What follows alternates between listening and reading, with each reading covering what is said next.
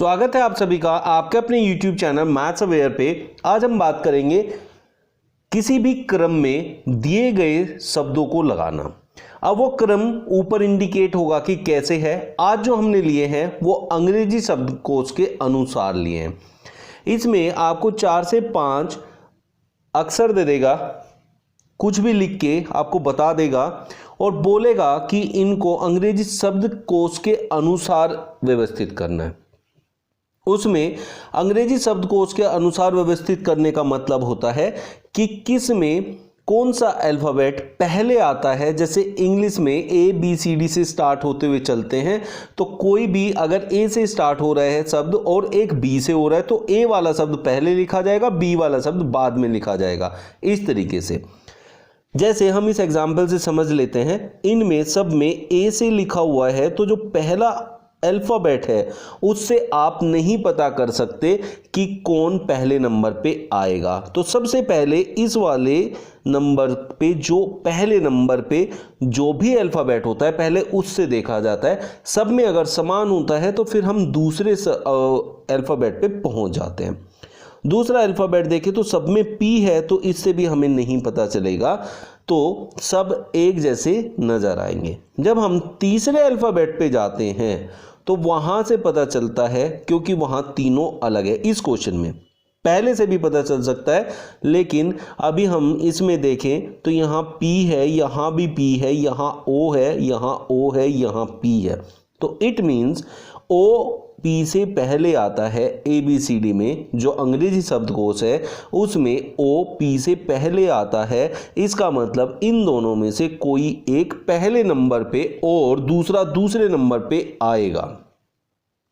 अब उसमें कैसे पता चलेगा कि इन दोनों में से कौन पहले आएगा? तो उससे अगला अक्षर देखा जाएगा। जैसे यहाँ S है और यहाँ L है, तो L जो है वो पहले आता है S से अंग्रेजी शब्दकोश में, इसलिए ये जो अक्षर है ये सबसे पहले नंबर पे आने वाला है। अपोलॉजी। दूसरे नंबर पे अपोस्टल आएगा। ये हमारा कंप्लीट हो जाता है। फिर उसके बाद बाकी जो बचते हैं तीनों, उन तीनों में P है, यहाँ दोनों में P है और इसमें भी P है। तो अब इन दोनों तीनों को कंपेयर किया जाएगा।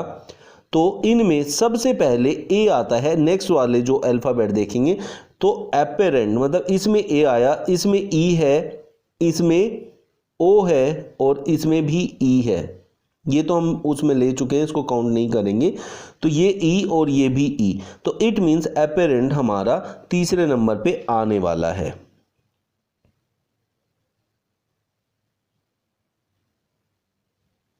फिर अगर हम नेक्स्ट वाला लेटर देखेंगे, अपेरेंट हम यहाँ से हटा देंगे। अब एपियर और एपेटाइट में से काउंट करेंगे। तो यहाँ A है और यहाँ नेक्स्ट वाला T है, तो A सबसे पहले आता है। इट मीन्स एपियर जो है 4th पोजीशन ले लेगा।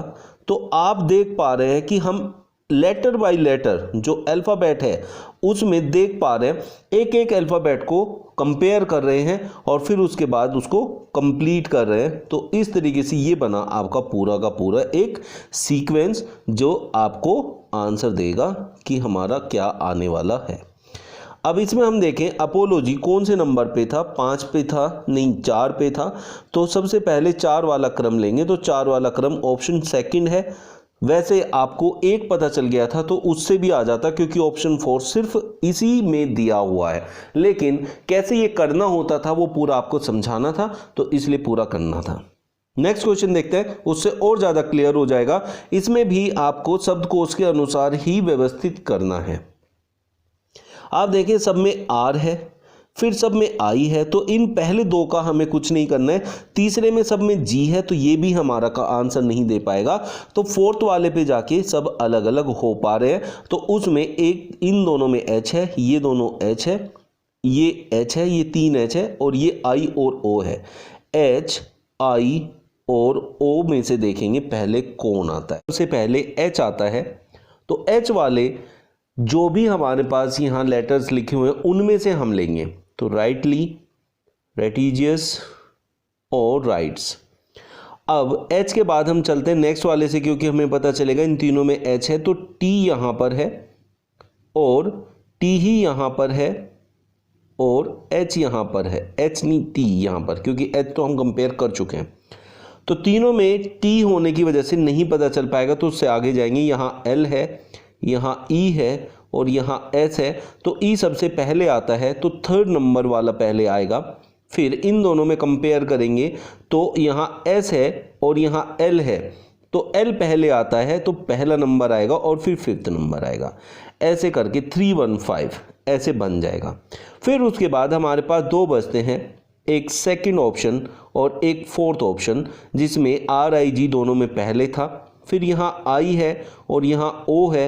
I पहले आने की वजह से सेकंड ऑप्शन इसके बाद आ जाएगा और फोर्थ ऑप्शन ये हो जाएगा 3 1 5 2 4। आपका आंसर आ जाएगा जो कि ऑप्शन फर्स्ट है। आप लोग समझ पा रहे होंगे इनको कैसे हम फाइंड आउट कर। नेक्स्ट क्वेश्चन में देखते हैं इसमें क्या कह रहा है। यदि निम्नलिखित शब्दों को अंग्रेजी शब्दकोश में उनके क्रम के अनुसार व्यवस्थित किया जाए तो निम्नलिखित में से कौन सा शब्द अनुक्रम में तीसरा आएगा।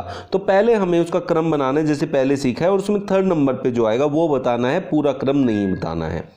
तो इसमें देखते हैं थर्ड नंबर पे कौन आने वाला है। फर्स्ट नंबर पे सब I है तो कुछ नहीं करना है, S है तो कुछ भी नहीं करना है, O है तो कुछ भी नहीं करना है, ऐसे देखते हुए चलना है। फिर जब फोर्थ नंबर की बात आती है तब हमारे पास यहाँ M है, इसमें L है, T है, L है, L है और N है।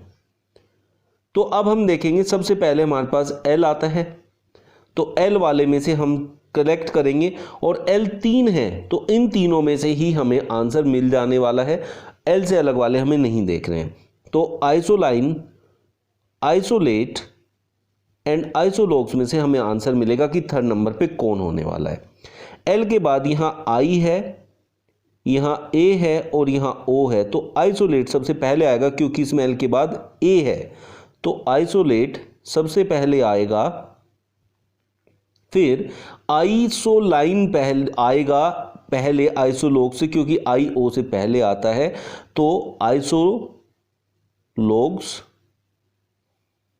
सबसे बाद में आएगा। तो इनके बीच में जो आएगा वो आइसोलाइन आएगा, लेकिन हमें सबसे लास्ट वाले की बात करनी थी, तो इट मीन्स आइसोलॉग्स हमारा आंसर हो जाएगा। तो second option is our correct answer.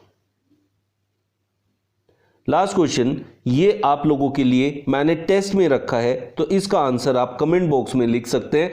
जिस किसी को समझ में आ गया है वो इसका आंसर कमेंट बॉक्स में लिख देगा, और जिसको नहीं समझ में आया वो कमेंट बॉक्स में मुझे लिख सकता है कि उनको डाउट है, तो मैं फिर से एक वीडियो इस पर बना दूंगा। चलिए मिलते हैं नेक्स्ट वीडियो में new tricks and new questions के साथ। Thank you.